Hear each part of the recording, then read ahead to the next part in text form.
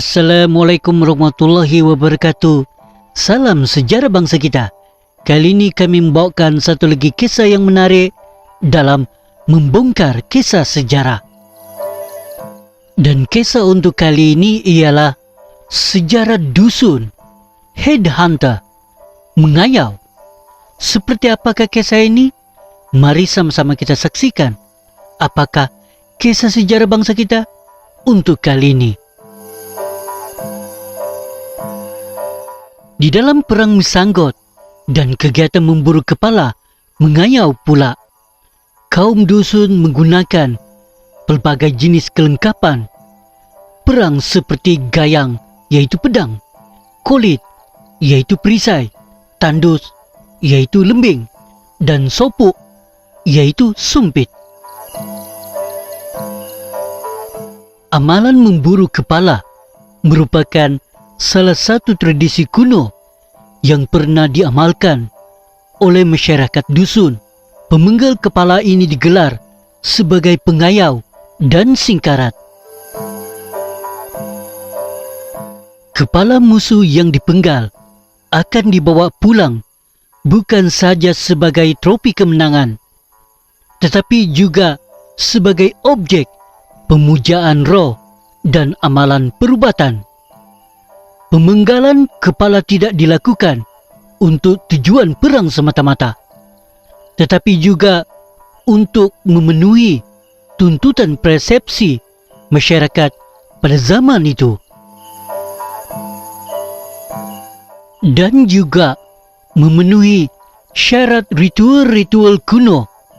Masyarakat kuno dusun meletakkan keperkasaan seorang lelaki pada kekuatan fizikal dan keberaniannya untuk berperang dan memenggal kepala musuh. Pantang utama amalan memenggal kepala ialah musuh wajib dalam keadaan masih hidup saat kepalanya dipenggal.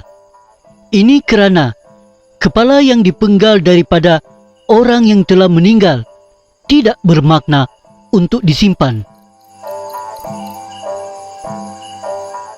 Terdapat 5 faktor utama yang membentuk objektif pemenggalan kepala dilakukan.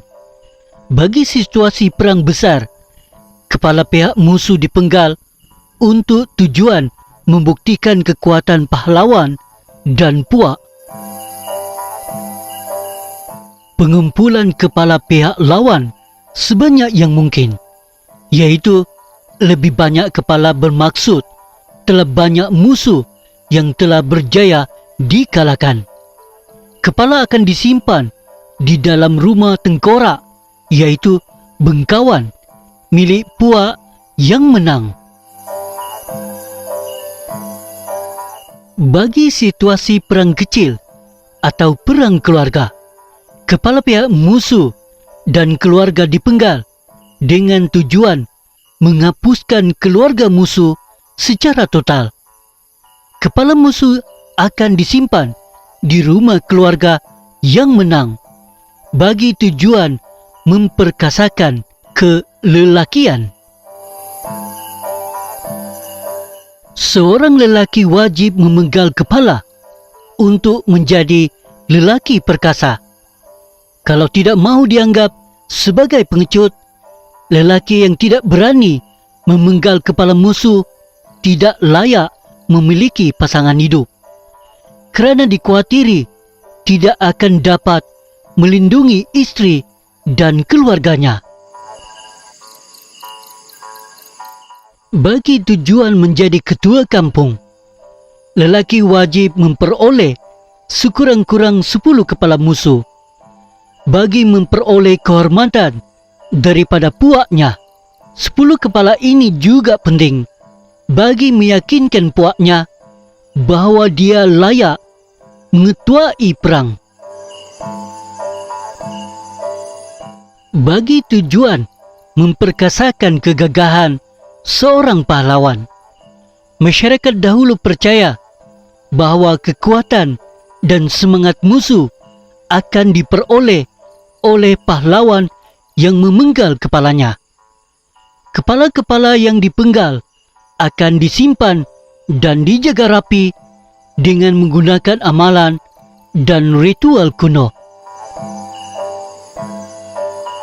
Masyarakat dahulu percaya bahawa roh dan semangat seorang individu terletak pada kepalanya yang disebut sebagai tandahau. Oleh itu, kepala-kepala ini tidak hanya disimpan sebagai trofi kemenangan semata-mata, tetapi juga digunakan sebagai objek dalam ritual keagamaan dan juga perubatan. Antara kegunaan kepala-kepala ini ialah sebagai penjaga rumah. Masyarakat dusun kuno percaya bahawa sebuah rumah harus mempunyai penjaganya. Maka mereka akan menggunakan semangat tandahau daripada kepala ini bagi tujuan melindungi rumah dan penghuninya daripada serangan musuh dan binatang buas. Kegunaan kepala-kepala ini juga penting untuk diletakkan di bawah jembatan yang baru dibina. Masyarakat kuno dusun percaya bahawa setiap sungai ada semangat air yang juga disebut sebagai tambaig. Kepala-kepala ini akan diletakkan atau digantung pada jembatan sebagai persembahan damai buat tambaig, supaya jembatan yang dibina tidak dirobohkan oleh tambaig. Kepala-kepala ini juga digunakan oleh Bobolian sebagai tujuan perubatan dan pemujaan roh nenek moyang. Menurut cerita legenda dusun, amalan mengayau atau head hunting ini sudah bermula sejak zaman Nunuk Ragan lagi, sehingga ia menjadi salah satu sebab mengapa kaum dusun kuno berhijrah keluar dari Nunuk Ragan. Amalan ini diteruskan sampai pada zaman kolonial, sehingga beberapa ekspedisi dilancarkan oleh pemerintah British untuk menangkap pemimpin dan gerombolan pemburu kepala dusun. Antara yang terkenal adalah Kendurong, pemimpin dusun di Ulu Papar yang melakukan aktiviti pemburuan kepala di wilayah British bermula di Penampang, Kinarut, Papar dan sejauh Kimanis pada tahun 1883.